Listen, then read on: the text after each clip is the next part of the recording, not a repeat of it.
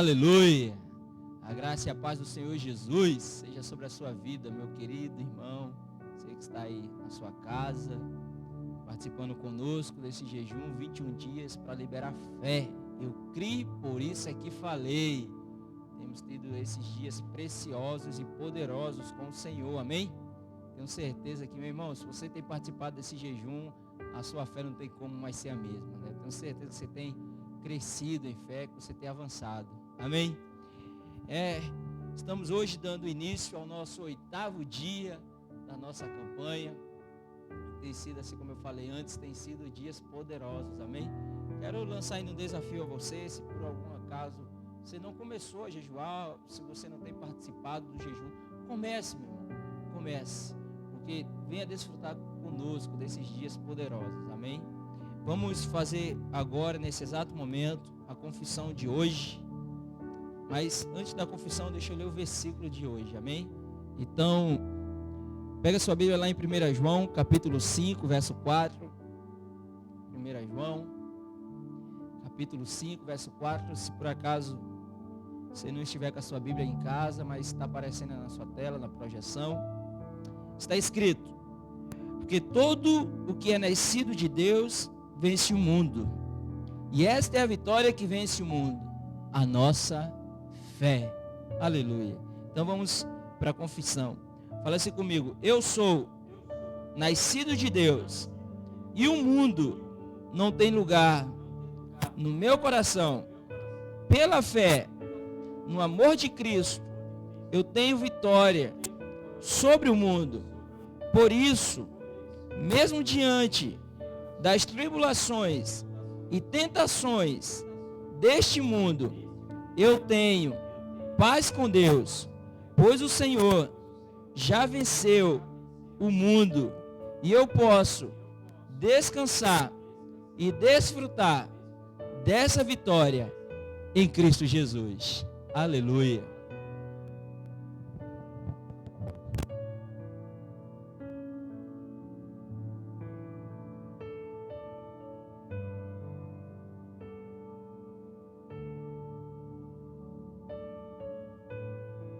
Aleluia. Glória a Deus, a graça e a paz do Senhor Jesus. Amém, irmãos? E aí, como é que está o seu jejum nessa segunda-feira? Amém? O 8º dia, né? Se você estiver em pé, pode se assentar. Vamos ler a palavra de Deus assentados. Amém? Espero que durante a oração, pelo menos aí na confissão, você esteja em pé. Amém? Posicionado. Eu sei que quando a gente está em casa, a tentação, vamos assim dizer, da gente ficar com uma outra disposição física é muito grande, né?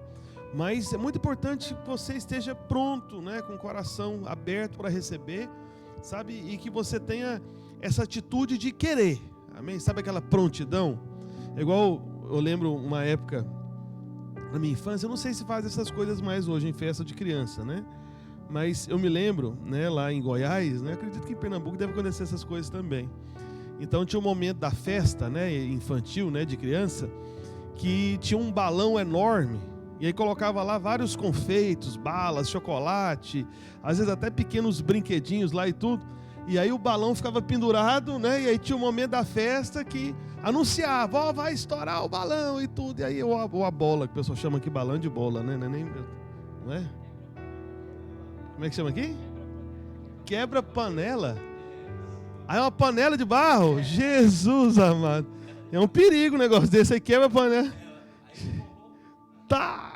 É mesmo, rapaz, o negócio aqui é diferente mesmo. Pois é, então, voltando aqui ao contexto aqui de Pernambuco, né, tá, quebra a panela de barro, aí pá, deve ser mais divertido ainda, né? Mas tem machuca não. Quebra a panela de barro e cai lá os confeitos, as balas, chocolate, tudo lá. E o que a criançada faz quando tá ali, quando vai quebrar a panela, né? Fica todo mundo paralisado, sentado lá, dormindo, né, meio ali lerdo, né, com a situação. Ele fica lá, pronto, ali, ativo ali, fala: rapaz, é agora que vai chegar a bênção. Pois é, agora é a hora de quebrar a panela, aleluia. É o momento da palavra do Senhor, amém? Então fica atento, sabe? Fica naquela disposição de quem está com fome, sabe? De quem está querendo comer, né? Não só por causa do jejum, que talvez você esteja com fome aí mesmo, por um momento, a sensação de fome, amém? Mas tenha fome do Senhor, da palavra do Senhor, amém? Então, para tudo aí ao seu redor, prepara o ambiente da sua casa, amém? Faça cessar aí toda a movimentação, barulho aí por perto, fala, olha, chegou o momento da palavra, agora é o momento que eu vou receber o prêmio, a grande bênção, que eu vou ser alimentado, que o que eu queria nessa festa do céu, que eu creio que eu estou vivendo, eu vou receber agora vai quebrar a panela e você vai receber o favor de Deus, então fica atento, amém? Aleluia, amém? Eu quero compartilhar algo com você hoje, nessa noite, que é sobre um dos eventos mais extraordinários da palavra de Deus, extraordinário. Eu penso que é muito bom você começar a semana dessa forma, né? Numa segunda-feira, ser ministrado a respeito de algo extraordinário. Porque de repente aquilo que você está enfrentando, né? Aquilo que você está orando, né? Jejuando, colocando os seus alvos de oração, né? É justamente algo que depende de um acontecimento extraordinário, para que realmente se manifeste, para que realmente haja a resposta da sua oração. Amém? Então, eu quero compartilhar com você aquilo que, né, o pastor Luiz chamou, né, que nós estamos chamando de a vitória do improvável. Amém? A vitória do improvável. Eu não sei quanto a você, quando eu ouço expressões como essa, eu já dá vontade de erguer as mãos. Falo, opa, é comigo, sou eu. A vitória do improvável, eu aí. Então isso aqui é para mim, isso aqui é falar de Deus para mim. A vitória do improvável. Por isso que essa é a base do favor, da obra consumada, daquilo que Jesus conquistou para você. O que Jesus fez, Ele fez para que os improváveis vencessem. Amém? É a vitória do improvável. E que situação que foi essa improvável, né? Nós vamos para o texto da palavra do Senhor, lá no primeiro livro de Samuel, capítulo 13, e nós vamos ler a partir do verso 19, tá bom?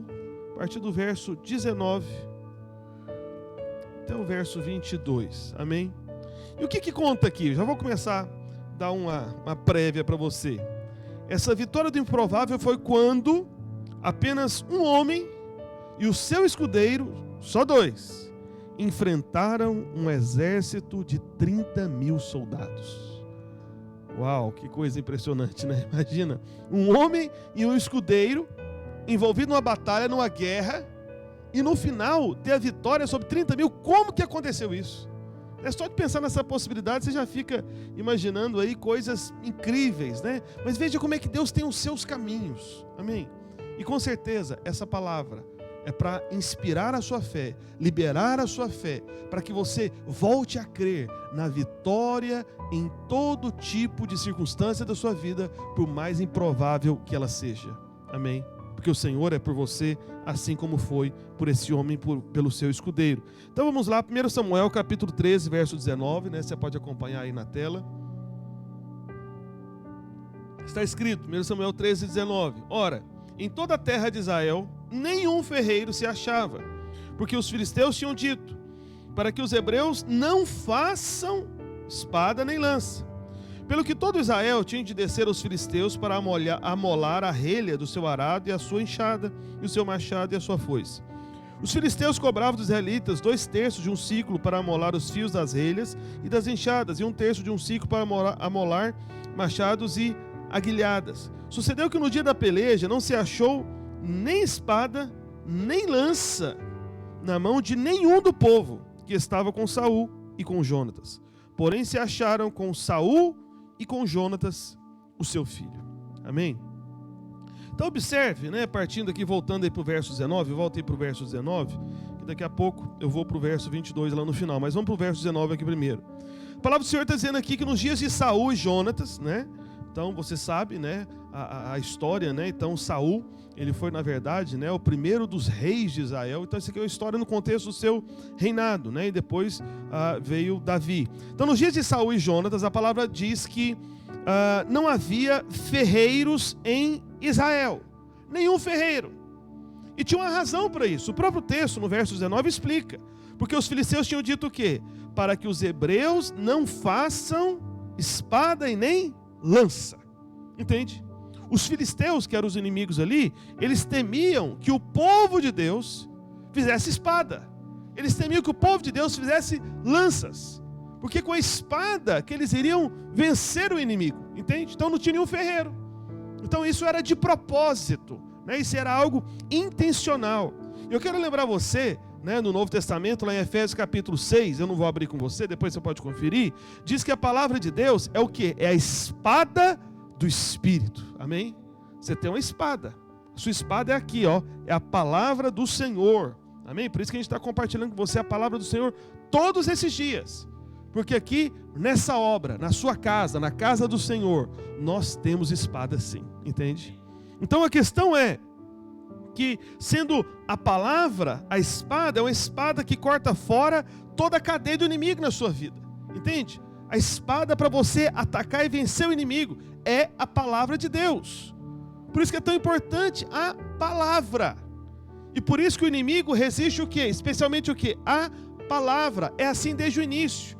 Desde o início, o inimigo está tentando tirar a espada do povo de Deus. Está tentando tirar a palavra do povo de Deus.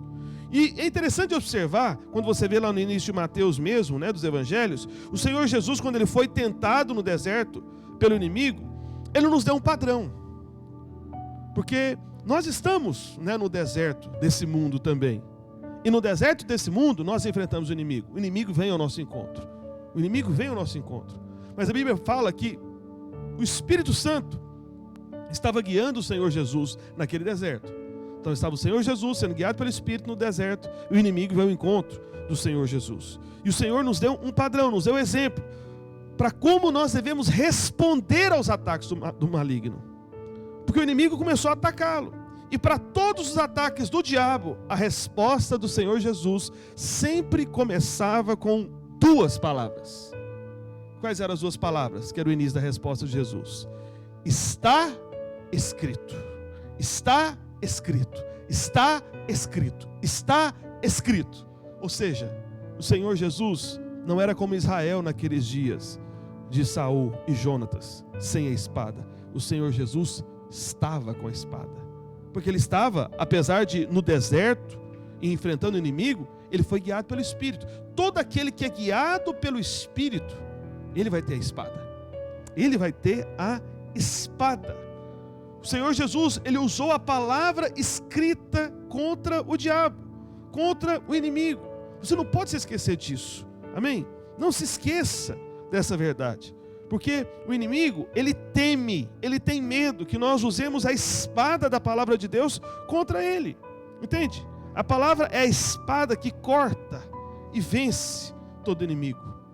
Por isso não tenha dúvida, a maneira do inimigo continuar prevalecendo contra você nas diversas áreas da sua vida, é ele fazendo o que estava fazendo com o povo de Deus, conforme diz aí no verso 19.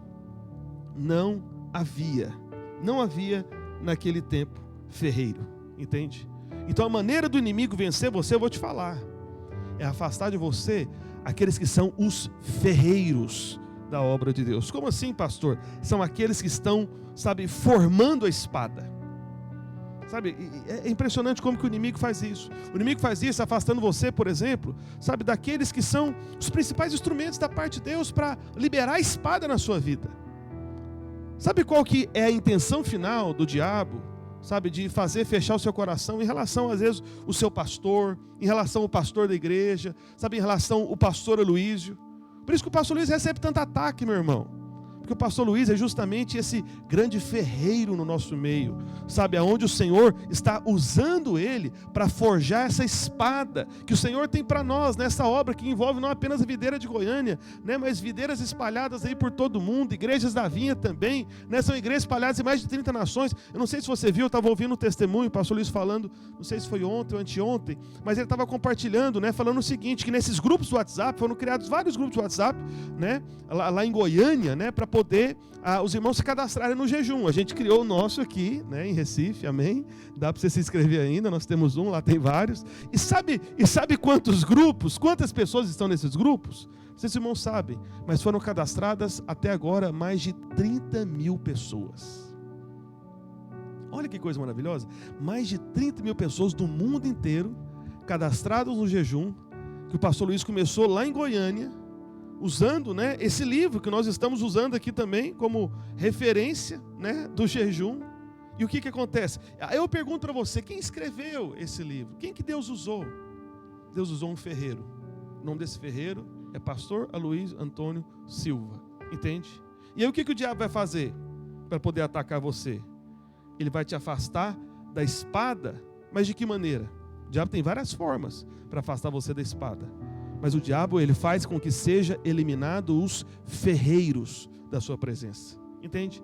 Existem pessoas que Deus levanta, sabe, para ser instrumento de bênção para você. Por isso que Paulo disse lá em 1 Coríntios, que aprove a Deus salvar pela loucura da pregação.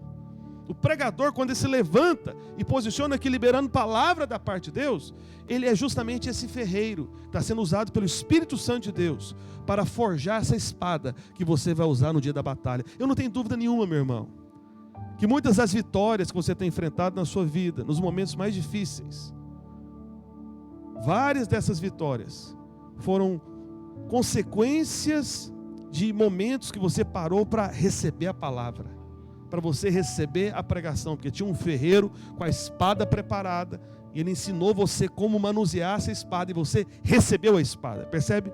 O ferreiro é justamente esse pregador, mas não é o pregador de qualquer palavra, é o pregador do evangelho da graça de Deus, é o pregador da obra consumada. Essa é a espada do Espírito. A espada do Espírito é a palavra da nova aliança, porque no tempo da nova aliança, Paulo disse lá em 2 Coríntios 3, que o tempo da nova aliança é o tempo do ministério do Espírito. Se a espada é do Espírito, é segundo o ministério do Espírito, e o ministério do Espírito é o ministério da nova aliança, que foi inaugurado na obra consumada. Amém?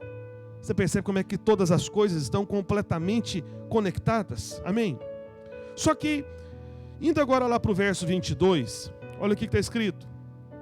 1 Samuel 3, 22. Sucedeu que no dia da peleja não se achou nem espada, nem lança na mão de nenhum do povo que estava com Saul e com Jonatas. Por que o texto está falando não se achou na mão de nenhum do povo? Porque era esperado que todo o povo tivesse. Ainda mais quando você está ali acampado ao redor do arraial do inimigo. Ainda mais que você sabe que existem batalhas, existem lutas. Por isso que nós dizemos como igreja, meu irmão, que cada crente é um ministro. É o ministro de quê? É o ministro da espada. O inimigo quer roubar a espada de você.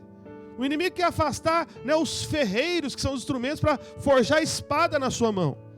Por isso você tem que ter a espada. Você tem que ter a palavra do Senhor. Só que o texto continua dizendo no verso 22, porém se acharam com Saul e com Jonatas. Então, todo o exército de Israel, apenas Saul e Jonatas tinham espada. O que adianta um exército desse? Percebe? Então, nós como povo de Deus, meus irmãos, somos numerosos. Somos numerosos. Nós, como videira aqui no Recife, somos uma igreja de milhares, em nome de Jesus. Amém? Somos igreja de milhares. Somos igreja de milhares. Amém? Só que a grande questão é o seguinte: não é apenas volume de gente, não é apenas quantidade de crente, não é apenas, sabe, a contagem dos membros da igreja. A questão é o seguinte: esse tanto de filhos de Deus, quantos deles têm a espada na mão? Entende? Eu não estou falando da Bíblia aqui literalmente, mas é apenas para ilustrar para você, porque a questão é você ter a palavra de Deus na sua boca, a palavra declarada. Não é por isso que o tema do nosso jejum é justamente o quê? Eu criei, por isso falei. Quando você fala a palavra escrita, a espada está sendo usada. Por isso que a gente começa como aqui as ministrações? Usando a espada. Não é assim? A gente lê e declara, usando a espada. Então, essa situação aqui, quando fala que em todo o exército de Israel, apenas Saul e Jonatas tinham espada, isso aponta para uma situação onde apenas o pastor e alguns poucos líderes da igreja conhecem a espada da palavra de Deus. Não é para ser assim, não deve ser assim. Para nós termos essa vitória, nas circunstâncias mais improváveis, se faz necessário que você tome da espada. E é o que nós estamos fazendo nesses 21 dias. São 21 dias entregando a espada para você. São 21 dias o ferreiro forjando aqui a espada para você tomar a espada e ter a vitória na circunstância mais improvável da sua vida. Entende? Por mais que pareça inalcançável aquilo que você está orando e jejuando, mas o Senhor é especialista em trazer vitórias improváveis. Mas essa vitória vem quando você está com a espada. É isso que nós estamos entregando para você a cada dia, através dessas ministrações. Por isso nós precisamos ser um exército onde todos usam a espada do Espírito. Esse é o exército. Então a resposta para todo ataque do diabo é a palavra de Deus. Veja bem, o inimigo não teme, sabe, quando nós procuramos ensinar, outras coisas diferentes, aí, inclusive do próprio Evangelho da Graça, que é a espada do Espírito na Nova Aliança. Mas o inimigo certamente teme quando o povo é treinado para usar a espada. Por isso que nós somos uma igreja, meus irmãos, tão voltados, sabe, para a espada, tão voltados para a palavra. Os irmãos que chegam no nosso meio, na videira, a gente já logo orienta, irmão, você tem que fazer o curso de Maturidade do Espírito. O que é o curso de Maturidade do Espírito? É o curso de treinamento inicial para o uso da espada. É basicamente isso. Curso de Maturidade do Espírito, cursão, é como se fosse um curso de membresia. Todos precisam fazer, por quê? Porque nós queremos um exército de crentes que saibam usar a espada. Ah, não, mas eu gosto de ouvir a pregação lá do pastor Roberto, pastor Luísio, eu ouço também de vez em quando o obreiro Thales, o obreiro Rafael e tudo, e é bênção, para mim tá bom. Pois é, meu irmão, mas não é a vontade perfeita de Deus essa. Deus quer que você não apenas ouça, mas que você use a espada.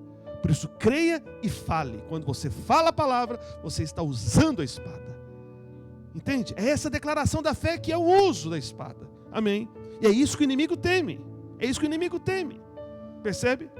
E nesse tempo, como você pode perceber pelo contexto da leitura que eu já descrevi para você aqui, de 1 Samuel 13, 1 Samuel 14, daqui a pouco a gente vai ler uma parte também, o povo estava vivendo debaixo de grande opressão. E Saul, como eu já disse para você, era o rei de Israel. E naquela altura, Saul, ele já não era um homem de fé. Você sabe, um pouco da história aí, da própria queda de Saul, você conhece um pouco mais da palavra, sabe muito bem como que foi todo esse processo da queda de Saul. Saul começou o seu reinado, cheio do Espírito, com uma experiência espiritual extraordinária, mas ele terminou de maneira muito ruim. Muito ruim. Só que, nesse tempo, que Saul já não era um homem de fé, Jonatas, o seu filho, é quem andava com Deus nessa época.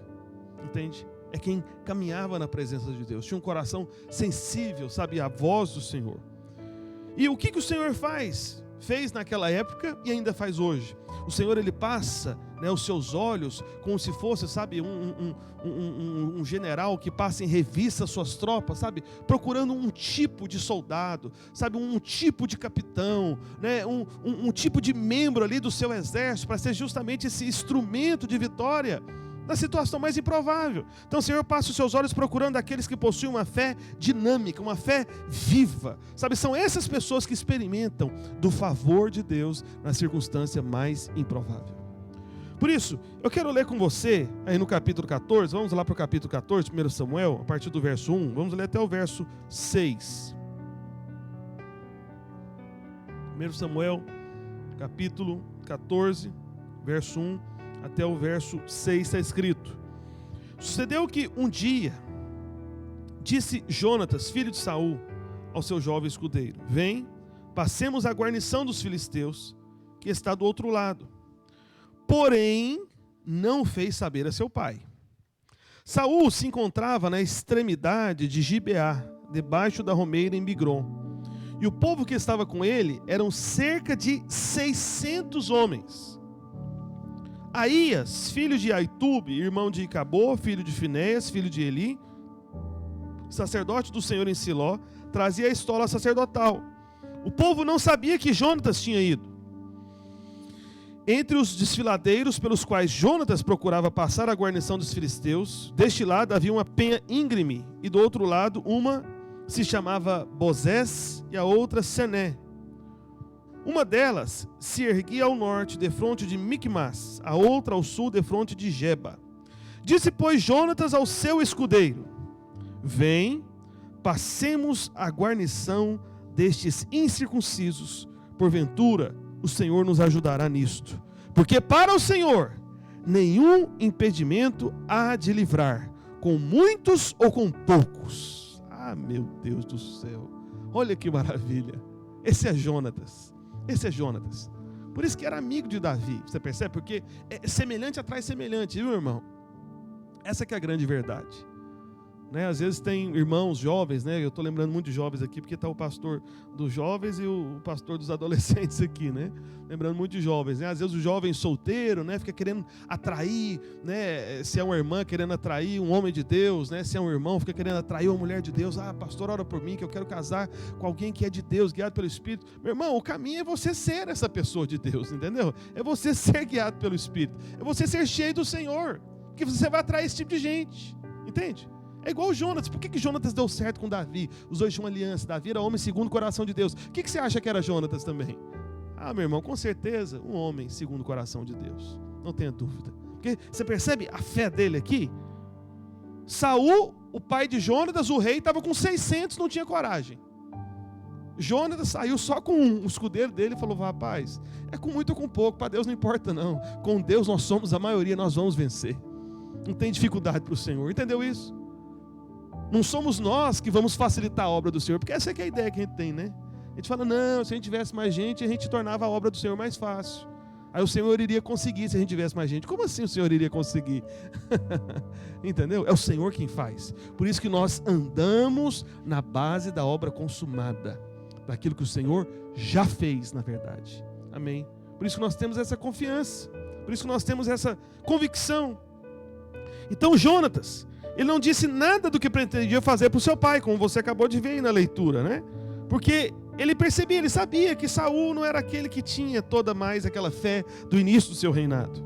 Porque se Jonatas tivesse dito para o seu pai, o risco era grande dele impedir de atacar o inimigo, assim como ele tentou impedir Davi de lutar contra Golias, percebe? Essa que foi a postura de Saul. Por isso, entenda uma coisa, deixa eu te dar uma dica aqui, querido irmão, especialmente você que faz parte da liderança da obra de Deus. Você que é discipulador, você que é líder. Veja bem, quando nós estamos cheios do Espírito de Deus, nós temos o coração do Senhor e somos como um Jonatas, nós somos sempre da fé, nós somos aqueles que encorajam, entende isso? Só que Saul não. Como que Saul fazia? Ele desencorajava, ele falava, não tenta fazer isso não que vai dar errado. Não. Jonatas era aquele que encorajava, aquele que tinha fé, percebe?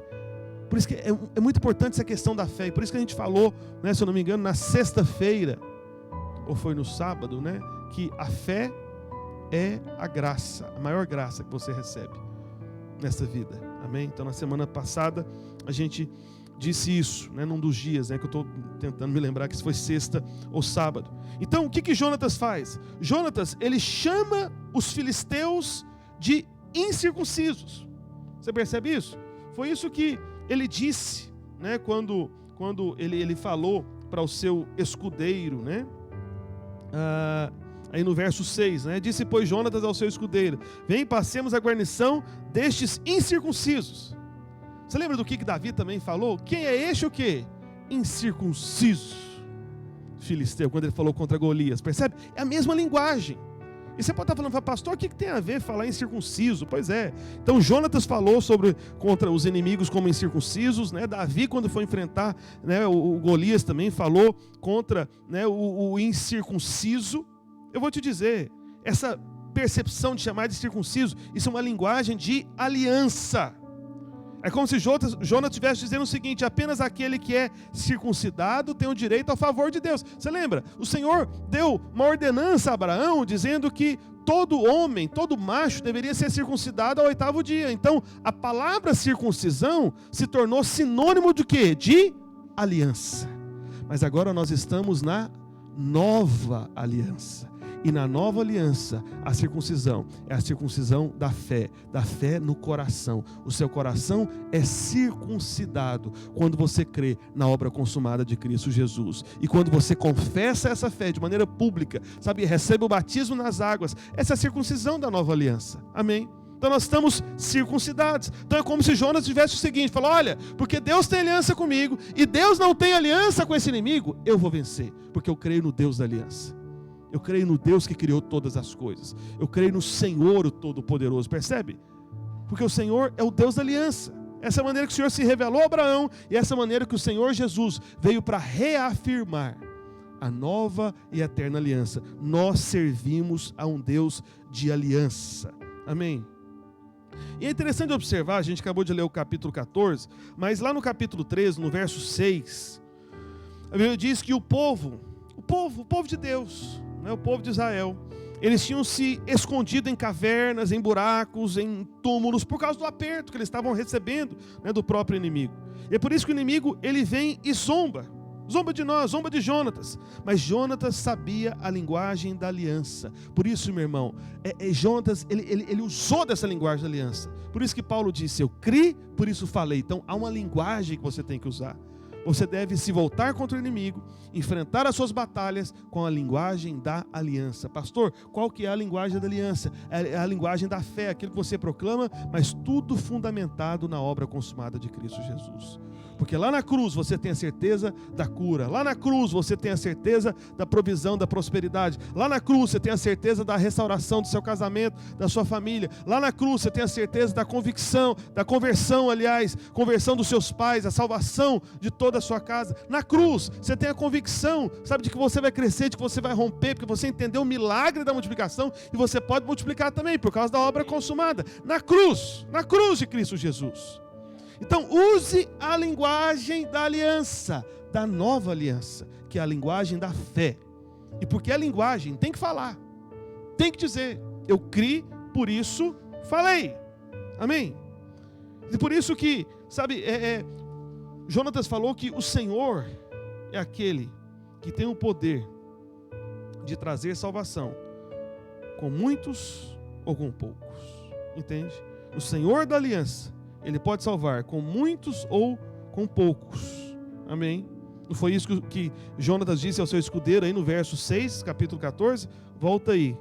Capítulo 14, verso 6. Porventura o Senhor nos ajudará nisto, né, na segunda parte do verso 6, porque para o Senhor nenhum impedimento há de livrar com muitos ou com poucos. Para o Senhor não tem impedimento, porque o Senhor não depende da força humana, o Senhor depende do poder dEle. E todo aquele que entende o evangelho da graça, ele também não depende da força humana, ele depende do poder de Deus. Você percebe? É a mesma base. Por isso que alguém fez uma pergunta recentemente ao pastor Aloísio, e uma colocação, na verdade acho que foi até na live que o pastor Aloísio fez com o pastor Lamartine Pozella, que é uma bênção também. E o pastor Lamartine até comentou, falou, pastor Luiz, mas a gente vê a graça, né? Inclusive no Antigo Testamento. Eu acho que foi ele mesmo, não sei se os irmãos assistiram, viram isso. Mas, enfim, alguém tinha feito uma pergunta ou uma colocação, mas eu acho que foi ele mesmo. Ou teve uma pergunta parecida com isso. Enfim, e o pastor Luiz foi responder, é claro, a graça é Cristo, a graça é uma pessoa. Você pode ver o Senhor de Gênesis a Apocalipse, entende? Você lê a Antiga Aliança com a ótica da Nova. Sabe, e a grande chave ali, sabe, que faz você entender é Cristo Jesus. É a perspectiva da cruz, é a perspectiva da obra consumada. Então, quando Jonatas declara aqui no final do verso 6, olha, porque para o Senhor nenhum impedimento há de livrar com muitos ou com poucos, quem que fala isso? É quem entendeu que é pela graça, mediante a fé, que isso não vem dele. Não é questão de força humana, não é questão de habilidade do homem. Por isso, meu irmão, eu espero que a sua fé, sabe, esteja sendo provocada, estimulada, esteja crescendo enquanto você ouve isso. Porque esta é a palavra da vitória do improvável. Amém? Vitória do improvável. Então, é como, acho que a Pamela até disse, né, na live de sexta-feira, né, que é líder do Rafael, que ela chegou a fazer reunião de célula sozinha, não foi isso? Foi. Então ela chegou a fazer reunião de célula sozinha. E aí o que aconteceu depois? A vitória do improvável. E aí, atualmente, ela passa a fazer reunião de célula, sabe com quantas pessoas? Mais de 20 pessoas. É uma mega célula. Vê se isso não é improvável. Como é que pode? Alguém uma hora estava fazendo reunião da célula, cadê o povo? Vem ninguém. Eita, e agora?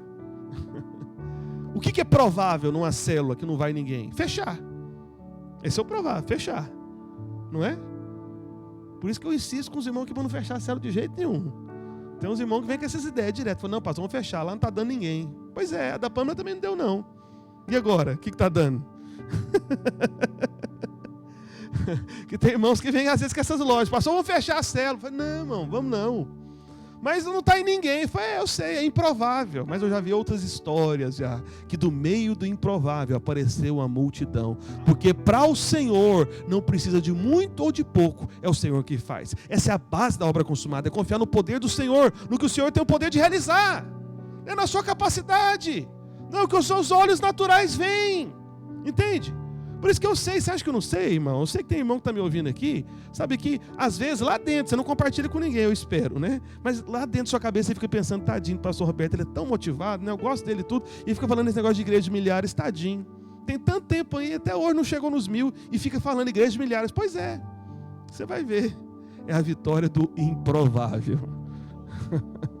O improvável vai acontecer. Porque como disse Jonatas para o seu escudeiro, no verso 6, porque para o Senhor nenhum impedimento há de livrar, com muitos ou com poucos, é o improvável.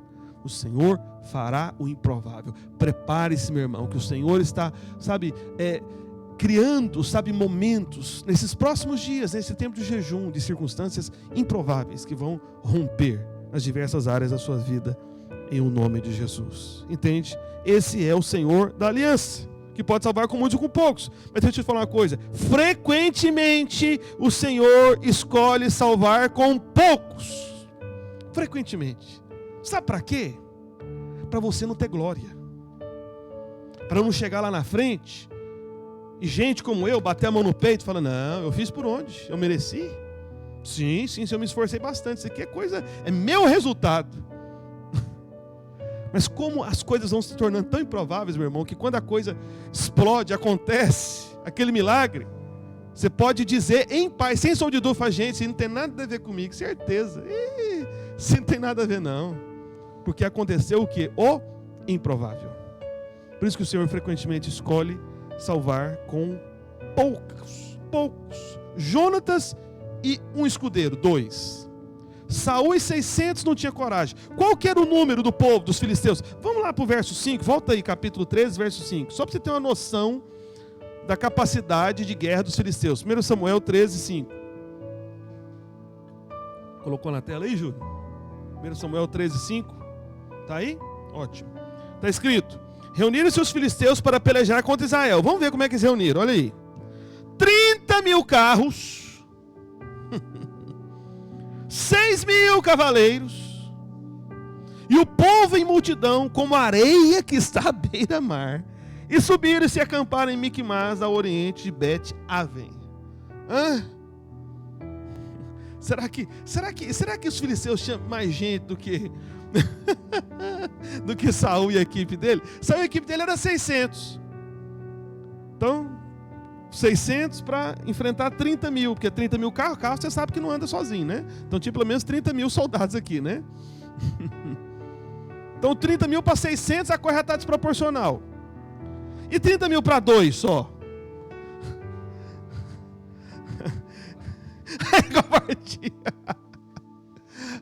Meu irmão. Aí Jonatas vai e fala, chama o escudeiro dele e fala, rapaz, vamos ali, nós vamos resolver esse negócio. Rapaz, dependendo do cidadão que eu visse isso, ou do escudeiro que fosse de Jonas nessa hora, eu falava, rapaz, você está doido de tacar pedra. Onde você está com a cabeça, meu amigo? Onde você vai? Você está louco? Percebe? Então, meu irmão, se alguém está te chamando meio de doido, de louco aí em relação aos seus projetos, sabe que Deus colocou no seu coração, que Deus falou que vai fazer, fique em paz, meu irmão. É a vitória do improvável. É a vitória do improvável. Entende? Só que aconteceu algo curioso também. Por isso que é importante você ter o escudeiro certo, sabe? E Deus é bom. Deus, quando Ele quer te abençoar, e Ele quer te abençoar sempre, Ele coloca a pessoa certa do seu lado. Só que fique atento, porque o inimigo também, quando ele quer derrubar você, ele também coloca pessoas erradas do seu lado. Ele envia pessoas do seu lado. Pessoas erradas. Entende? Então você tem que discernir. Então, aprove ao Senhor, Jonatas tem um escudeiro leal. É impressionante. Pastor, onde está escrito isso? Olha aí. Vamos lá para o capítulo 14, agora verso 7. Vai lá. Capítulo 14, verso 7. Olha só o que diz. Olha que bênção, que grande bênção. Grande bênção é ter uma equipe leal. Leal. Esse é o fundamento. É mais importante ser leal do que frutífero, eu quero dizer para você. Porque os frutos, Deus vai confiar o leal, não tenha dúvida. Por isso nós somos a igreja que a gente trata dessa questão. A gente fala sobre honra, a gente fala sobre lealdade. Inclusive, deixa eu te falar uma coisa, né? Grande parte dos ataques que nós recebemos, né, especialmente eu e o pastor Luiz, é por causa dessa mensagem, da honra, da lealdade. Né? Que muita gente condena, não, isso é idolatria de homens. Meu irmão, a palavra de Deus está cheia de testemunho de homens que serviram lealmente a sua liderança. E um testemunho está aqui. Então, 1 Samuel capítulo 14, verso 7. Aliás, vamos ler o verso 6 de novo, né? 6 e 7, para ficar o contexto claro, que esse 6 aqui é o ponto-chave, né? Disse, pois, Jonatas ao seu escudeiro, vem, passemos a guarnição desses incircuncisos. Porventura, o Senhor da aliança, né? Porque esse nome do Senhor aqui, ele começou depois que o Senhor criou todas as coisas, né? O Senhor criou o homem, né? O Senhor nos ajudará nisto, porque para o Senhor nenhum impedimento há de livrar com muitos ou com poucos. O que o escudeiro vai e diz no verso 7? Olha aí. Faze tudo segundo inclinar o teu coração. Eis-me aqui contigo, a tua disposição será minha. Entende? O que o escudeiro está falando para Jonas? Fala, Jonas, eu estou com você e acabou. O que você tiver disposto no coração, eu estou junto. O que você acreditar, eu creio também. O que for para fazer, nós vamos fazer. A tua disposição será minha. Percebe? Então Jonatas não foi aquele, sabe, o freio de mão puxado. Não, o Jonatas não, o escudeiro, né? O escudeiro não foi aquele que queria puxar o freio de mão do Jonas. Falou, não, Jonas, espera aí, você está querendo ir rápido demais. Não. Entende? O escudeiro, o cara estava tomado de fé, de honra, de lealdade, né, para com o seu líder. Então ele estava ali para cooperar, para dizer amém, para dizer vamos, para dizer eu creio. Para dizer o que você se propor fazer, vamos fazer junto. Percebe? O escudeiro é um exemplo de lealdade e de fidelidade. E sabe que coisa curiosa? Que eu fico pensando, né? É que nem se chega a mencionar o nome desse escudeiro. Ou seja, ele era um servo simples. Entende? Era um servo simples. Que estava ali para cooperar. Não estava ali para aparecer. Entendeu o que eu estou querendo dizer? Não estava ali para querer ter um nome conhecido. Percebe? Então, sabe, isso é uma postura muito quebrantada, na verdade. Amém? Você conseguir cooperar onde ninguém vê. Você ser aquele que é parte da equipe, parte fundamental. Porque uma coisa que eu vou te mostrar daqui a pouco é que no final das contas, sabe quem que matou os inimigos? Não foi Jonatas, não. Foi o escudeiro leal, que você nem sabe o nome e que Deus não quis revelar. Entende? Eu acredito que naquele dia, meu irmão, quando nós chegarmos perante o tribunal de Cristo Jesus, todos os nomes desconhecidos de homens e mulheres fiéis, leais à sua liderança na obra de Deus, que foram instrumentos de vitórias extraordinárias, naquele dia o nome será conhecido e você vai receber a honra devida. Entende? Você vai receber a recompensa do céu, a coroa da glória sobre a sua cabeça. O Senhor, Ele vai te recompensar, por mais que ninguém te vê. É como Davi. Quem era Davi antes? Hoje você sabe sobre Davi. Mas a palavra do Senhor diz que o Senhor achou Davi por detrás das malhadas. Ninguém via. Quando chegou o profeta Samuel na casa de Jessé, porque Deus falou para Samuel, falou, olha, o rei vai surgir lá da casa de Jessé. Aí o profeta Samuel chega lá na casa de Jessé, o pai de Davi, e Jessé tinha muitos filhos, não era só Davi, muitos homens. Aí o profeta chega na casa de Jessé, falou, cadê seus filhos? Deus me mandou aqui, eu tenho uma palavra, eu tenho uma unção aqui, vai ser um rei do meio de seus filhos aqui, em outras palavras, né? O que Jessé faz? Chama todo mundo, menos Davi. Será que Davi era alguém que aparentava grande coisa? Não, para ninguém, nem para o pai. Veja que coisa impressionante. Mas foi esse que Deus levantou. Por isso, meu irmão, entenda uma coisa. Você, não somente em relação à liderança na obra de Deus, mas em relação, por exemplo, ao seu trabalho na empresa onde você trabalha, a sua promoção, a sua carreira, o seu resultado, de repente, num curso que você está fazendo, numa escola, você que é jovem, você que é adolescente, mas você que é adulto. Talvez você olhe para a empresa onde você está trabalhando e você olha para os lados, parece que o seu colega pode ser promovido, você não. Porque quem é você? Entende? Você é aquele que ninguém sabe o nome, mas o Senhor sabe o seu nome. O Senhor sabe o nome do escudeiro. Eu e você não sabemos, mas o Senhor sabe. E haverá recompensa. E haverá a vitória do improvável. Entende? Porque imagina, um escudeiro que a gente nem sabe o nome, foi justamente o que Deus usou para matar os primeiros inimigos e trazer uma vitória sobre dezenas de milhares de inimigos. Percebe? É uma coisa maravilhosa. Só que, deixa eu te dar uma interpretação ainda mais profunda desse escudeiro aqui. Então a gente acredita, né, usando aqui as palavras do próprio pastor Aloísio, que nesse texto nós temos o símbolo da carne e o símbolo do espírito aqui. Lembra? A carne, ela sempre aponta para a lei, é vinculada à lei, porque na carne você não consegue agradar a Deus, entende? A carne, ela é sempre essa característica do esforço próprio, percebe? Mas nós temos o Espírito. Então quando nós andamos no Espírito, vivemos o Espírito, somos guiados pelo Espírito, liberamos a palavra do Espírito, no ministério do Espírito, que é o ministério da nova aliança, nós vencemos, percebe? Então, o pastor Luiz, ele acredita aqui, e eu creio também, que nesse texto, Saul, ele simbolizava a carne, Saul, né, o pai de Jonatas. E o escudeiro de Jonatas simboliza o Espírito, entende? E Jonatas estava aqui no meio. Então, ou Jonatas iria se inclinar para a carne, ou Jonatas iria se inclinar para o Espírito.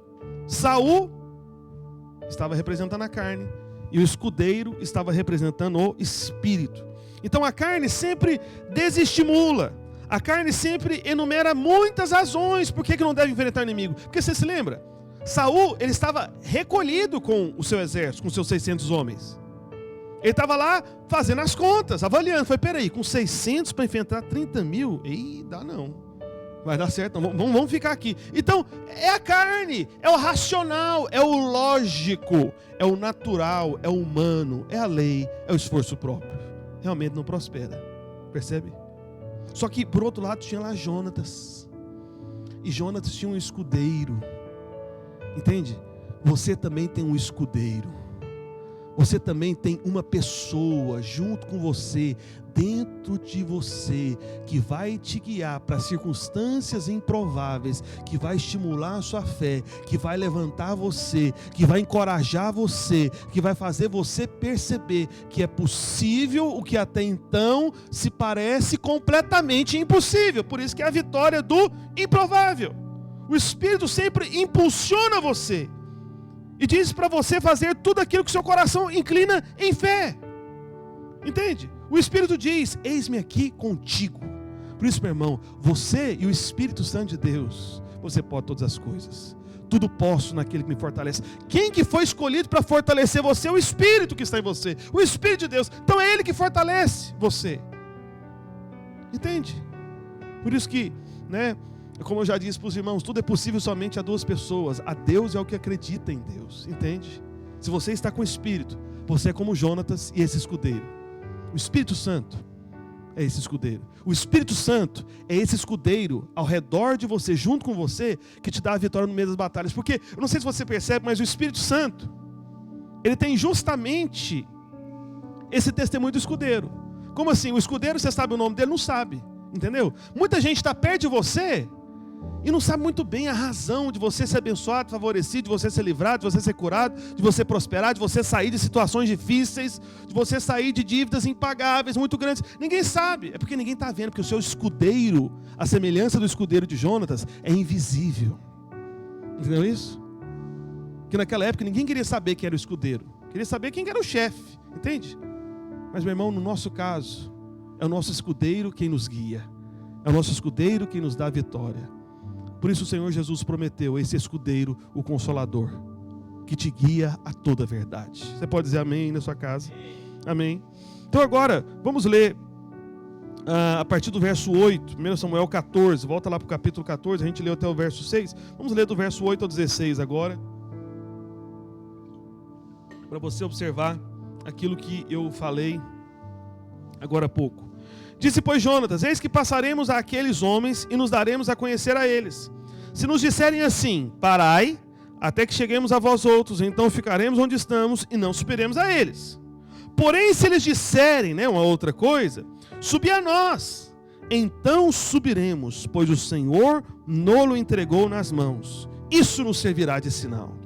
Dando-se, pois, ambos a conhecer a guarnição dos filisteus, disseram estes, os filisteus, eis que já os hebreus estão saindo dos buracos em que tinham escondido. Então você vê como é que os filisteus viam o povo de Deus, né? Isso é dos buracos, né? E os homens da guarnição responderam a Jonatas e ao seu escudeiro e disseram: subi a nós e vos daremos uma lição. Vocês têm coragem? Pode subir aqui. Vem. Aí Jonatas entendeu, esse é o sinal. Eu tinha falado para o meu escudeiro que se eles dissessem assim, se era para a gente subir, então nós vamos subir agora. Disse Jonatas ao escudeiro: sobe atrás de mim, porque o Senhor os entregou nas mãos de Israel. Aleluia! Entendeu isso? Antes dele começar o ataque, antes de começar ali o momento da batalha, ele falou: rapaz, vou te contar uma coisa, o Senhor já nos entregou eles, então vamos. Entende? Ele não falou, não, vamos atrás deles para a gente descobrir se Deus vai dar vitória. Não, ele falou: não, deixa eu te falar, eu já sei, o Senhor já nos entregou, eu já estou sabendo, eu já sei o final do filme. Entende isso? Como dizia Billy Graham, né? Eu já li o final da história, eu já li Apocalipse, e lá está escrito que o Senhor venceu, e por isso você vai vencer. Entende? Eu já sei o último capítulo da Bíblia, né? Eu já sei o último versículo, e a história é uma história de vitória, vitória do improvável. Hoje parece improvável, mas o Senhor vai fazer um milagre, assim como fez. Só 2 foram atrás da guarnição, subiram lá no monte onde tinha 30 mil. Mas vamos continuar. Então trepou Jonatas de gatinhas e o seu escudeiro atrás, e os filisteus caíram diante de Jonatas. E os filisteus foram descendo e tropeçava, e o seu escudeiro os matava atrás deles. Veja só, meu irmão, através de uma estratégia até assim meio infantil, você percebe? Que ele ficou lá meio ali de 4 e tudo, para eles virem ali escondido. Os caras vinham, tropeçavam, o cara caía no chão, o escudeiro matava. Veja que coisa impressionante. Às vezes Deus pode te usar para uma vitória improvável, através de uma estratégia até mesmo infantil.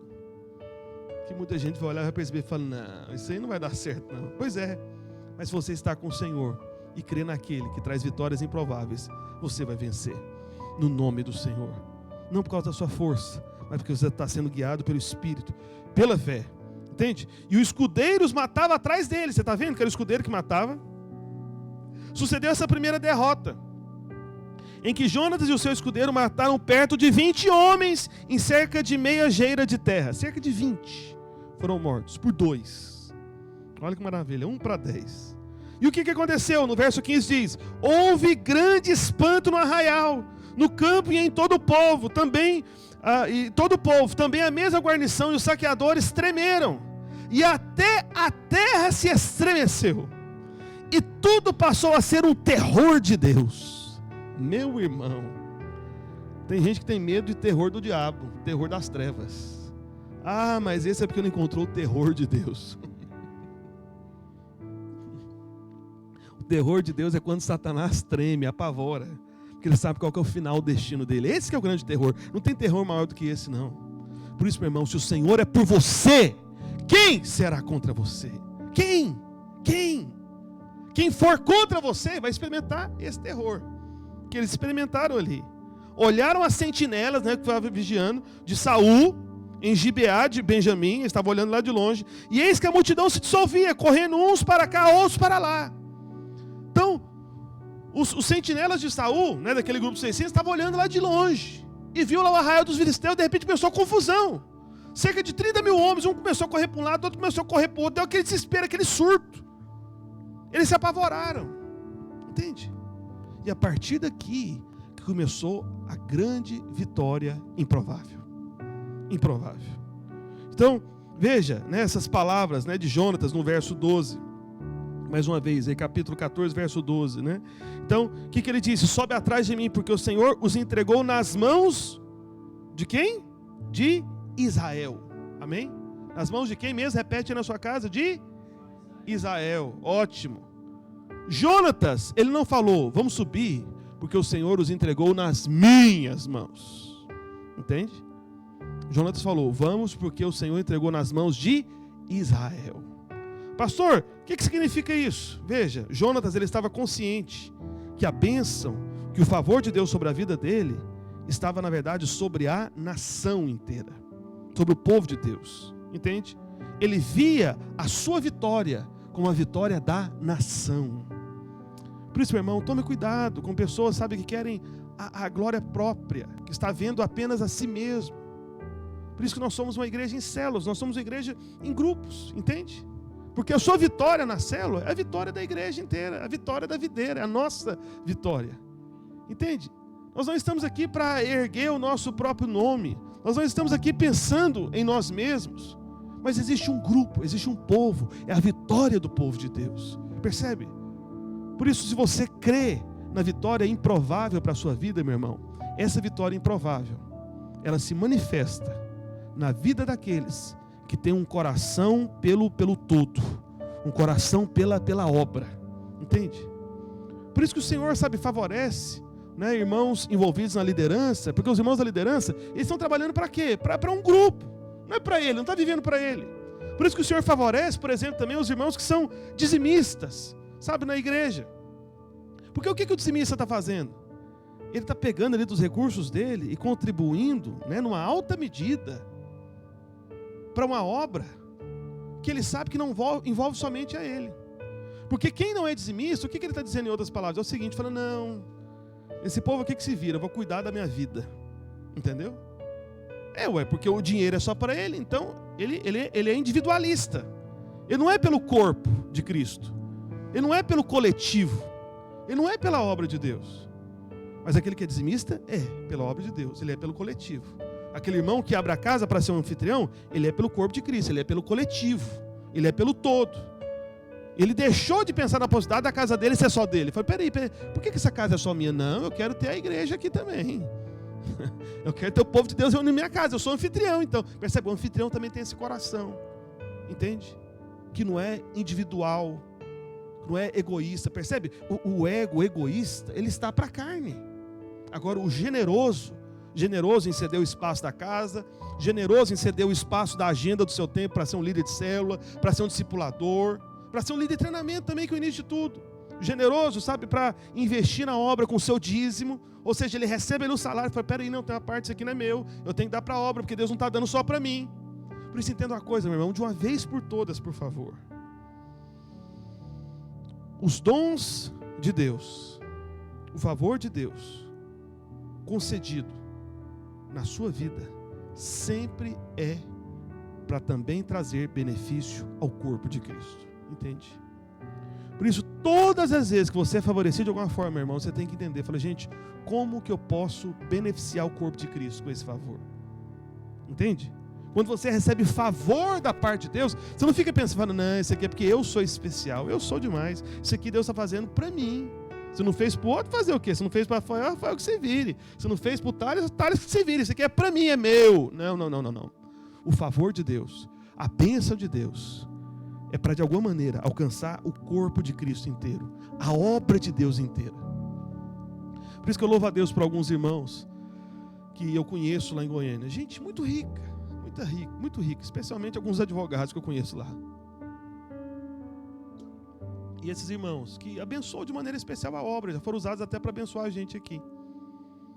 E todas as vezes que eu agradeço a eles, né, e fico ali, né, constrangido, né, com a generosidade, quando eles nos abençoam de algumas formas, né, de algumas maneiras, eles falam geralmente, né, falam, não, pastor, que isso? Isso aqui é para a obra mesmo, para mim é um privilégio poder ser instrumento de bênção na igreja inteira, na obra inteira, entende? Eu me lembro uma vez, né, a gente num aperto grande aqui na videira, né, não que não esteja atualmente, né, lembra disso, amém? Você que é generoso, que recebe favor financeiro, amém? Continue com o seu compromisso do dízimo, amém? E o irmão que representa, né, vamos assim dizer, a família, que dá o maior dízimo aqui na nossa igreja, por uma sequência de viagens, coisas do tipo, ele não tinha entregado ainda. E como é o maior dízimo, faz uma diferença pagar no aluguel do prédio da igreja aqui. Aí o tesoureiro me ligou, que é esse aqui do meu lado. Pastor, e agora? Aí eu já perguntei, falei, irmão, e aquele dízimo maior que ajuda tanto a gente pagar esse aluguel aí? Entregou ou não entregou? Eu falei, não, pastor, ele viajou e tudo, o senhor viu que ele não veio no culto? Eu falei, nossa, é mesmo, misericórdia. Foi agora. Ele perguntou, né, o tesoureiro, né? Porque aí o pastor, presidente, né, vai ter que dar alguma direção. É o Jonatas, né? Então tem que, vamos lá, o que nós vamos fazer? O Jonatas tem que dirigir o grupo, né? Ou pelo menos o escudeiro. O tesoureiro, escudeiro parece, né? Você está vendo aí, ó, a palavra. Aí eu falei para ele, irmão, fazer o seguinte, fala com ele, com muito amor e carinho. Ele falou, irmão, tudo bem, você tem um compromisso conosco, aleluia e tal. Né? E esse mês, por alguma razão, o que a gente precisa fazer para facilitar aí, para receber, que a gente está com um compromisso financeiro aqui, a gente sempre contou com vocês, está tudo certo, vai ser possível e tal, não sei o quê. Aí o irmão, na hora, prontificou, mandou. Aí quando eu encontrei esse irmão no culto, né, seguinte, que ele veio, aí eu fui todo constrangido, pedi desculpa pro irmão, perdão pro irmão, falei, irmão, perdoa, né, eu tesourei ligando para você, tá parecendo que a gente está cobrando as coisas, né, eu disse, não é uma lei, né, isso é favor, entende? Então, é por isso que Paulo, falando sobre os macedônios, né, Paulo falou que eles perceberam, eles tiveram a graça de contribuir, entendeu? Contribuição é graça na nova aliança, não é lei não. Até porque o dízimo veio antes da lei, veio lá em Abraão. Abraão veio mais de 400 anos antes de Moisés, tem nada a ver com a lei. E aí quando eu falei para esse irmão, todo esse constrangimento, o irmão falou para mim, não pastor, tem que pedir desculpa não, que é isso, eu estou devolvendo, isso não é meu. O Senhor mandou as minhas mãos para eu ter o privilégio de devolver. Que é isso, pastor? O privilégio é meu, tem que pedir desculpa não. Aí quando eu ouvi o irmão falando aquilo, eu falei, uau, que coisa impressionante. Qual é a perspectiva desse irmão? Percebe? Então nós temos que ter esse coração generoso. Esse era o coração de Jonatas. Não só em relação à vida financeira, mas em relação à disposição de liderar, em relação à disposição de você abrir a sua casa para ser um anfitrião. Amém? Mas vamos continuar. Veja, a forma como o Senhor concedeu vitória a Jonatas foi para justamente envergonhar o inimigo. Porque Deus, Ele prefere muitas vezes usar coisas triviais, comuns e às vezes até infantis, como eu falei, dessa posição que Jonatas estava, para os filisteus caírem, tropeçando nele e o escudeiro matá-lo. Percebe? Então, esse foi justamente o caminho que o Senhor usou. Amém? Uma coisa comum e trivial. Por isso, de forma direta, foram mortos apenas quantos filisteus? 20 filisteus, que é o que o texto diz, que nós acabamos de ler. Só que o milagre maior aconteceu nos outros 30 mil que estavam lá no cume da montanha, né? Porque Jonatas e seu escudeiro subiram ali no início. Então a Bíblia diz que houve um espanto no meio do exército e a terra tremeu. A terra tremeu. Então justamente por causa desse avanço. E aí lá no verso 20, olha só o que diz no verso 20. Olha que coisa impressionante. Eu quero ler para você. Tem como colocar aí, Júlio? Na versão NTLH? Tá tudo bem aí? Estava vendo aí você com a cara de espanto aí, alguma coisa aí, mas tá tudo certo, né? Eu falei, será que ele viu a guarnição dos filisteus? Acalma, vai dar tudo certo, ele vai vencer. Não se espante, porque o Júlio aqui fica nos ajudando aqui, às vezes ele faz alguns sinais para os irmãos aqui, eu fico já preocupado, o que aconteceu aqui? Mas tá tudo certo, né? Verso 20, olha na NTLH. Aí ele e os seus homens entraram na batalha, porque quando Saul viu o pessoal apavorado, batendo cabeça, né? Você lembra? Quando a Bíblia diz isso, né? Porque quando os filisteus começaram a perceber, né, que alguns estavam mortos ali, e o Senhor fez tremer a terra, né, e começaram a correr de um lado para o outro, né, lá no verso 16 do capítulo 14, o povo apavorou, e aí o que a Bíblia diz? Aí Saul viu de longe a confusão lá no arraial dos filisteus. O que Saul fez? Aí eu vou ler para você na NTLH para ficar mais claro para você, que está aí na tela, né? Aí ele, né, Saul e os seus homens entraram na batalha. Quando eles viram a confusão, falaram, vamos lá. Parece que eles estão confusos, está tendo morte lá, alguma coisa acontecendo. E aí, continua o texto na NTLH. Estes em completa confusão estavam lutando uns contra os outros. Olha que grande bênção que foi o terror do Senhor contra o inimigo. Os filisteus começaram a matar uns aos outros. A terra tremeu, ficaram apavorados, e agora? E no susto começou a matar um ao outro. Teve uma confusão, percebe? E sabe uma coisa curiosa? A terra tremeu, né, que diz aí no verso 16, né, que nós acabamos de ler, do capítulo 14. E sabe uma outra coisa? A Bíblia diz que quando Jesus, ele disse, está consumado, a terra também tremeu. Porque a terra tremer é justamente esse sinal do terror contra o inimigo. Entende? Você percebe essa perfeição da palavra de Deus? No momento da vitória, que Deus liberou o seu terror contra o arraial dos filisteus, o Senhor Jesus lá na cruz, ele disse, está consumado. Proclamou a vitória da obra consumada, da obra da cruz. E também a terra tremeu exatamente no momento que Jesus disse. Então, por causa da fé de apenas 2 homens, todo um exército de 30 mil foi desbaratado. Veja que maravilha. Só que eu quero ler um outro trecho aqui do capítulo 14 com você, nós já estamos terminando, amém? No verso 45. 1 Samuel 14, verso 45. Está escrito: porém o povo disse a Saul: morrerá Jonatas, que efetuou tamanha salvação em Israel. Veja, eles estavam dizendo para Saul, mas aí Jonatas vai morrer? Daqui a pouco eu vou te explicar a história, o contexto, para a gente não ler muitos textos aqui. Morrerá Jonatas, que efetuou tamanha salvação em Israel? Tal não suceda, o povo dizendo para Saul, para o rei. Tão certo como vive o Senhor, não lhe há de cair no chão um só cabelo da cabeça, pois foi com Deus que fez isso, hoje. Assim o povo salvou a Jonatas para que não morresse. Eita! E sabe o que o povo falou? Que ele fez com Deus. Amém? Uma coisa, entenda, uma diferença muito importante.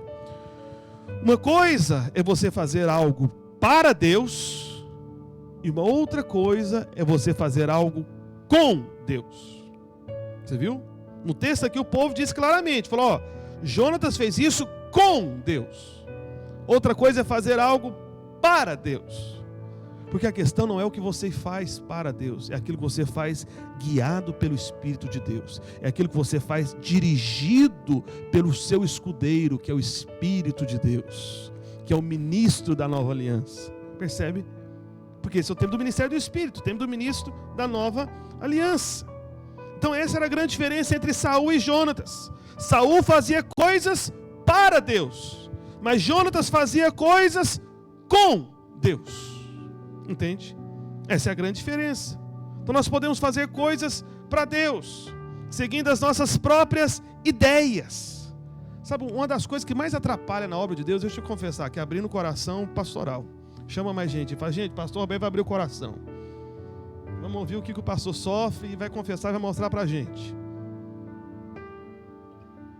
Vou te dizer qual que é um dos grandes sofrimentos do ministério, especialmente do pastor está ali, presidente, né, da obra.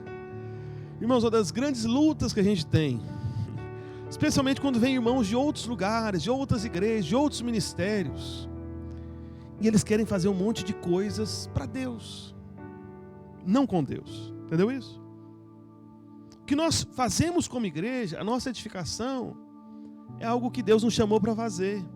Enquanto nós fazemos aquilo que Deus nos mostrou como fazer, nós estamos fazendo com Deus.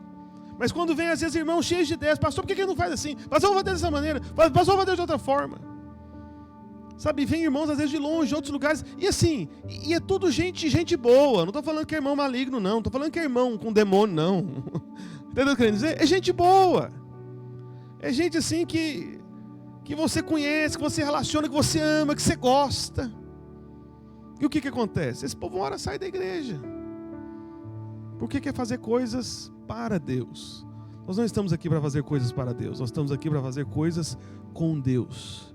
Guiados, sabe, pela planta, pela forma, pelo modo que Deus nos mostrou. Entende? Nós não estamos aqui fazendo uma tentativa, meus irmãos. Nós sabemos o que Deus nos chamou para fazer. Nós estamos aqui como Jonatas, para ter a vitória no meio da sua ação improvável. Porque o nosso escudeiro está nos guiando, que é o Espírito Santo de Deus. Amém. Veja, Saul, qual que foi o problema de Saul? Saul, ele tinha feito um voto. Ele fez um voto. E o voto de que ninguém iria comer nada, jejum forçado. Entendeu? Até que os inimigos fossem desbaratados. Porque ele viu os inimigos apavorados. E ele queria ter o nome dele no final da história dizendo que ele venceu os filisteus. Entendeu isso? É movido pela carne, percebe? Quer aparecer. Aí ele falou, a partir de agora, ele falou para o exército dele, os 600 dele, a partir de agora ninguém come. Agora presta atenção, meus irmãos, você vê como é que a carne é insensata. A carne é insensata, a sabedoria está no espírito, não na carne, nunca na carne. Porque olha a ideia do cidadão. Ele está no meio de uma guerra, no campo de batalha, no momento que o povo mais exigido para correr, para matar um. Porque a guerra naquela época, meu irmão, lembra disso, era uma guerra física, literal, não era uma guerra espiritual como a nossa, né? Por isso que nós na guerra espiritual a gente jejua. Mas numa guerra natural você não deve jejuar. Entendeu? Você está no campo de batalha. Imagina que você está servindo as Forças Armadas. Está lá servindo um exército. E você está lá no meio da batalha com o inimigo lá, com o seu fuzil lá. No meio do campo de batalha. Aí o comandante vai falar o seguinte: a partir de agora todo mundo vai jejuar. Vai ficar sem comer até a gente matar todos os inimigos aqui com o nosso fuzil na guerra natural. Você acha que isso faz sentido? Sim ou não? Não.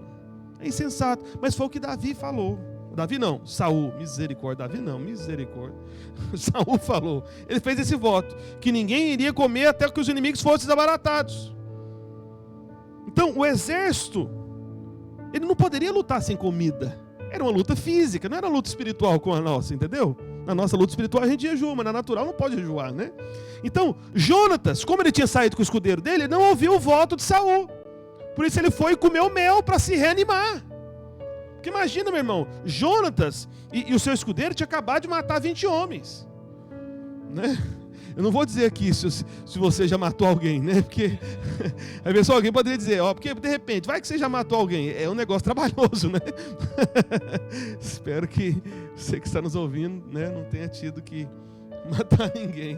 A não ser que você trabalhe, de repente, nas Forças Armadas, né, alguma coisa, de repente, fez sentido você participar disso, né? Mas, meu irmão, guerra física envolve desgaste físico. Porque é luta corporal. Então, será que Jonatas e seus escudeiros estavam cansados depois de terem matado 20 homens? Que imagina, cada um, né? Apesar que era o escudeiro que estava ali matando de fato, mas Jonatas estava participando ali. Jonatas que derrubava, o escudeiro, pá, cravava a espada. A espada de Jonatas, né? Entende? Então, o que acontece? O inimigo tinha sido derrotado, mas não completamente. Como assim, pastor?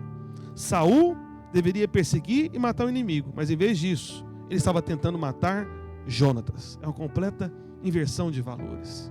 Por isso nós temos que tomar muito cuidado, meu irmão. Nós temos que perceber quem é o verdadeiro inimigo. Quem é o verdadeiro inimigo?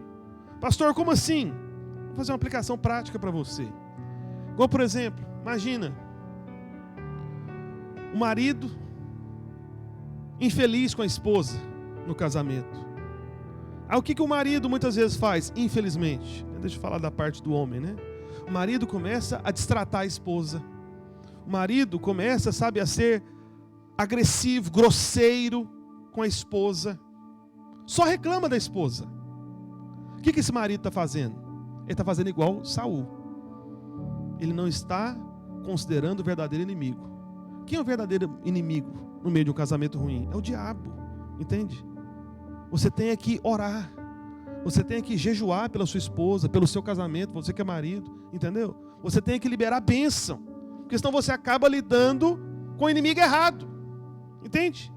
É igual filhos, né? Falando agora de jovens e adolescentes, né? Solteiros. De repente você tem uma série de razões para ficar revoltado contra seu pai e sua mãe, contra painho e maninha. E o que você faz? Você começa a responder seu pai. Você começa a ser rebelde contra sua mãe. Você começa a destratar. Às vezes você é criado com seus avós. Você começa a destratar seus avós. Aqueles que sustentam você, que cuidam de você, têm responsabilidade sobre você. Você despreza eles, você agride eles. Chega a roubá-los, pega dinheiro escondido. O que você está fazendo? Está fazendo como Saul. Você não está percebendo quem é o seu verdadeiro inimigo. O seu verdadeiro inimigo é o diabo. Seus pais são bênçãos da parte do Senhor na sua vida. Eu sei que você pode falar, pastor, mas você não conhece meu pai, você não conhece minha mãe. Sim, eu não conheço eles, mas eu conheço o Senhor que estabeleceu eles. E por mais que você não entenda algumas coisas, e veja, deixa eu abrir um parênteses bem rápido aqui. Eu não estou dizendo que seu pai não tem defeito, ou sua mãe seja perfeita. Claro que eles não são, mas a palavra do Senhor diz, honra, honra. Honra para que você seja bem sucedido, o que você fizer, honra para que se prolongue seus dias. O favor está nessa postura sua de honra. Olha eu falando de honra e lealdade novamente, agora com seus pais. Percebe? Então cuidado para você não atacar o inimigo errado. Entende? Cuidado, tenha discernimento. Então foi o que Saul falou, estabeleceu um voto, e quem comesse alguma coisa iria ser morto. Por isso que o povo posicionou e falou aí no verso 45, falou, não, Jonatas foi instrumento da nossa vitória, Saul, não vai matar não, entendeu? Então, no verso 17, que a gente leu agora há pouco também, nós vimos que teve essa confusão no meio da guarnição dos filisteus. Em vez de perseguir o inimigo, Saul queria saber quem estava faltando no seu grupo. Quem está faltando? Quem que não está aqui? Quem que não obedeceu à lei que eu estabeleci? Porque ele estabeleceu uma lei. Ele criou uma lei para si mesmo. Para ver se, através dessa lei dura, de ninguém comer coisa alguma, ganhasse a vitória e tivesse poder sobre o inimigo. Meu irmão, a carne, ela sempre é legalista. Se Saul tivesse tido a vitória, ele teria presumido que era por causa do seu voto, de decidir matar quem comesse alguma coisa. Mas o que Jonatas fez? Comeu do favo de mel no meio do caminho e recuperou o seu ânimo. Os seus olhos voltaram a brilhar, diz a palavra de Deus. E todos os outros 600, quando viram, falaram: meu Deus, e agora? Saul vai querer matar o próprio filho, por causa do voto que Saul tinha feito. Percebe? Então a ação de Saul foi confusa, cheia de superstições, inclusive religiosas, mas a vitória de Jonatas foi simples e foi sobrenatural. Foi a vitória do improvável. Fique em pé, por favor, aí na sua casa. Espero que você já esteja organizado com os elementos da ceia, porque é a palavra da nova aliança que nos dá a vitória improvável. É exatamente isso que Deus tem para você hoje. Por isso não tenha medo das ameaças do inimigo. Deus está prestes a lhe conceder uma grande vitória improvável. Chegou o tempo da bênção. Amém. Por isso, erga o pão para o alto, por favor. E repita logo após mim. Diga assim: este pão é o meu alimento.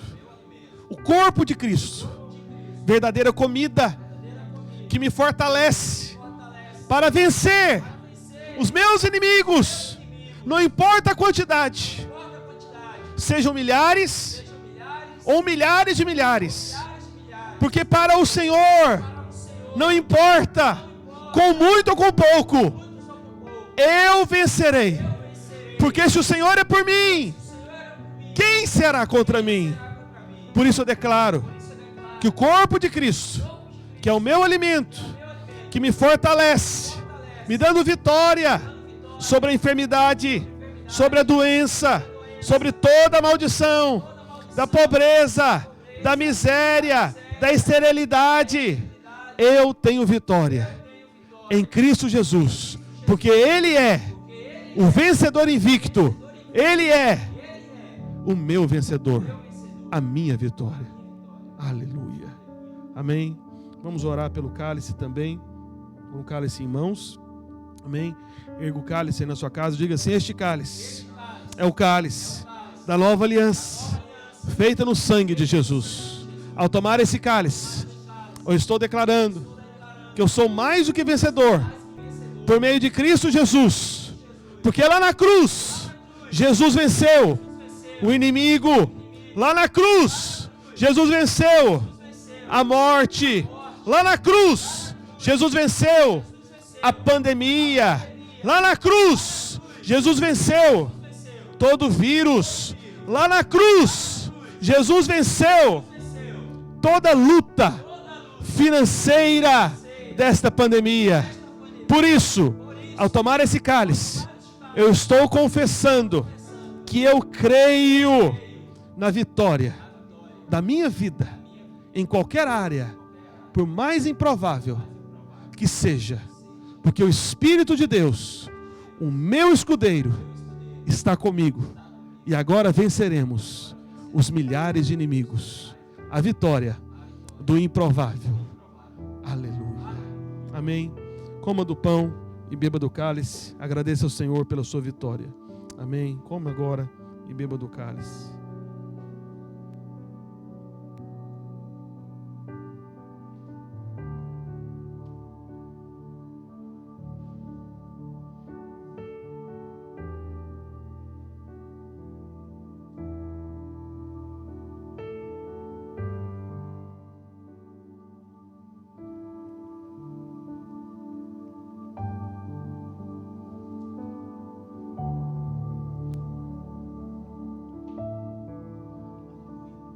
Aleluia, amém. Nós vamos encerrar agora. Deixa eu liberar uma palavra de fé ainda no seu coração, abençoando a sua vida. e declarando a vitória improvável. Amém? Anote essa expressão, de repente, até nos seus alvos de oração, junto com aqueles alvos improváveis. Amém? Porque a vitória do Senhor é a sua vitória. E Ele venceu. Ele venceu. Pai, em nome de Jesus, nós queremos abençoar a vida dos nossos irmãos e declarar essa vitória improvável. Ó Deus, porque as pessoas podem olhar para nós, olhar para as nossas limitações, mas eles não estão vendo o nosso escudeiro, que é o Teu Espírito, Senhor, que nos guia à vitória nas mais improváveis circunstâncias. Por isso, ó Pai, nós Te louvamos e agradecemos, porque sabemos em quem temos crido. Amém. Amém. Deus abençoe a sua vida, em nome de Jesus. Lembrando, hoje, às 22h30, é a nossa live Líderes que Multiplicam, que nessa segunda-feira é a última, né, com os líderes do Rafael Cruz. E às 21 horas tem a live também do pastor Luiz, que ele tem convidado vários irmãos, empresários, ministros de louvor. Tem sido a grande bênção. Não perca, fique firme, amém? No jejum. E amanhã, terça-feira, 7h30 da manhã, continuamos com o devocional da proteção de Deus, onde eu tenho compartilhado a introdução da lição do dia, amém? Então você tem a introdução 7h30 da manhã e tem a lição completa às 20 horas, 8 horas da noite. Amém? Deus abençoe os irmãos em nome de Jesus.